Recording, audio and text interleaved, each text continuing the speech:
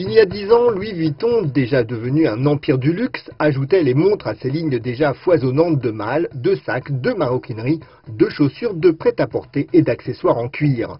Désireuse de se singulariser déjà, Louis Vuitton donnait naissance à un boîtier devenu célèbre, le tambour à la forme révolutionnaire. Cassant les codes du secteur de la haute horlogerie avec un modèle devenu aujourd'hui iconique, Vuitton s'est fait une belle place dans un monde feutré, longtemps dévolu aux marques suisses, sous la houlette de Hamdi Chatti, directeur montres et bijoux Louis Vuitton. La stratégie en termes de design produit est assez simple. On appelle ça tambour, tambour et tambour. Donc c'est notre modèle emblématique. Il est installé maintenant dans le paysage horloger. Il est reconnaissable. Il y a une jolie histoire à propos de tambour qu'on raconte rarement. On avait demandé à notre designer ici, il y a plus de 10 ans maintenant, au niveau du brief, de trouver un point de départ, au fait, pour dessiner la première montre Louis Vuitton et de s'inspirer du voyage. Et ce n'était pas un designer horloger. Donc ce qu'il a fait, c'est qu'il est parti dans les archives et il a retrouvé la première montre qui a historiquement voyagé. C'était une montre de poche. Cette montre s'est développée grâce à une invention, l'invention du tambour. L'énergie a été mise dans un petit cylindre qui s'appelle tambour avec un ressort hélicoïdal. Et la montre qui a été dessinée autour de ça a eu la même forme qu'un tambour aussi. Et c'est la première montre qui a pu voyager. C'est la première montre de voyageur. Alors que les montres, historiquement, c'était des montres murales ou des montres de bureau qu'on ne pouvait pas déplacer. Et donc, partant de cette inspiration, nous avons dessiné la ligne tambour. Et pour nous, c'est la montre parfaite pour le voyageur. Depuis 2 ans, la priorité du directeur est de consolider la présence et la légitimité de la marque dans le segment des montres haut de gamme. D'abord, il a cherché à maîtriser en interne tous les processus de la création, rachetant des ateliers de mouvement. Ensuite, il a renforcé le réseau de vente directe, dont le dernier maillon, le flagship store de la place Vendôme, est le plus spectaculaire. Ce sera d'abord la maison de la joaillerie Louis Vuitton. Étant donné que ce n'est pas uniquement un magasin, c'est aussi un atelier de haute joaillerie qui est situé sous les toits. Et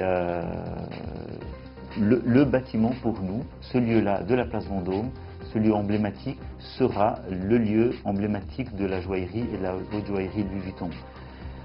Dans le magasin, nous aurons bien entendu l'offre horlogère complète.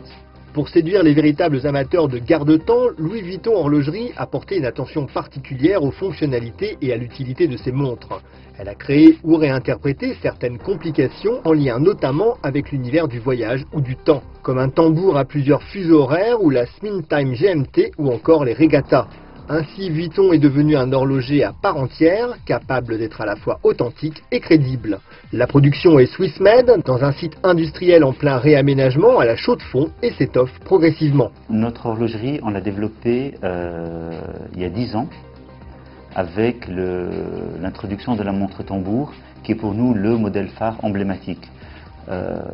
Partant de ce modèle phare emblématique, nous avons développé plusieurs mécanismes spécifiques, des mécanismes horlogers, qui répondent aux fonctionnalités que peut offrir la maison Louis Vuitton. Comme vous le savez, il y a le voyage, donc des fonctionnalités de voyage avec des GMT et autres, et les fonctionnalités de la régate, puisque nous sommes partenaires officiels de l'America's Cup. Et donc chaque année, nous développons une ligne de produits, toujours autour de la ligne tambour, soit au niveau du voyage, soit au niveau du monde nautique et de la régate plus spécifiquement. En adoptant les codes de la haute horlogerie, Louis Vuitton a trouvé en quelques années sa place et sa légitimité là où certaines marques ont mis des siècles. Et la majorité de ces montres vendues aujourd'hui possèdent des mouvements mécaniques. Aujourd'hui, le monogramme LV est un label reconnu. C'est la richesse du design. Le design est parti d'un trait, d'un profil. Et ce profil-là, tellement pur, qui nous permet de le faire en plus grand, en plus petit, de différents matériaux, d'intégrer une lunette tournante, toujours dans ce même profil, d'intégrer des poussoirs, d'intégrer aussi des finitions différentes. Et la richesse de ce design nous permet, grâce à ces différentes terminaisons, d'exprimer au fait des univers différents, des univers plus sportifs, des univers plus chics, des univers parfois plus urbains. C'est une partie de ce que nous faisons. Ce qui est important à chaque fois, c'est que la finition de cette esthétique est en parfait accord avec la fonctionnalité du mouvement mécanique. Ça veut dire si on a une finition qui est plutôt sportive ou plutôt nautique, comme c'est le cas avec l'Americascope, on a fait une finition sur l'acier, une couche de caoutchouc galvanisée autour de cette boîte qui respecte sa forme mais qui donne un côté beaucoup plus technique et beaucoup plus résistant. Et à l'intérieur, un mécanisme qui a développé la dernière fonctionnalité de la procédure de départ, qui est un countdown à 5 minutes, puisque l'Americascope maintenant a un countdown à 5 minutes. Louis Vuitton, présent dans la voile depuis plusieurs décennies, a également travaillé de près son univers, en livrant notamment des modèles emblématiques en 2010 et 2012, la collection Tambour Spin Time et la Tambour Spin Time Régate. Celle-ci est dotée d'une complication compte à rebours permettant aux participants d'une régate de se positionner sur le plan d'eau avant que le départ soit donné. Une fonction indispensable pour l'organisateur de la Louis Vuitton Cup et chronométreur officiel de l'Americascope. L'Americascope, c'est historique. L'année prochaine, ce sera la 34e coupe de l'Americascope.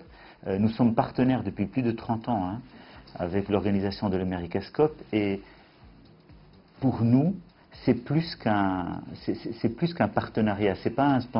On n'est pas sponsor, on est partenaire officiel. On les aide à organiser les World Wide Series qui sont en train de se passer maintenant. On a eu Venise et Naples dernièrement. Au bout de ces courses, il y aura la Louis Vuitton Cup qui va se passer l'été prochain, qui va sélectionner finalement le ou les challengers. Et à la fin, c'est l'Americascope en septembre à San Francisco en 2013. Et donc nous sommes partenaires depuis l'organisation de World Wide Series jusqu'à la finale de l'Americascope. Avec des calibres maison et une antériorité reconnue comme partenaire des sélections pour l'Americascup, Louis Vuitton Horlogerie avait tout pour devenir le partenaire horloger officiel de la plus célèbre course nautique au monde. C'est désormais chose faite, Louis Vuitton l'a annoncé officiellement cet hiver à San Diego. Il est le chronométreur officiel de l'Americascup qui se tiendra en 2013 à San Francisco. Des régates préparatoires démarreront aussi cet été. De quoi laisser aux horlogers de la maison le loisir de dompter le temps et les éléments et leur offrir l'opportunité de créer des mécanismes encore plus sophistiqués. Pourquoi faire simple quand on peut faire compliqué semble être leur plus beau credo.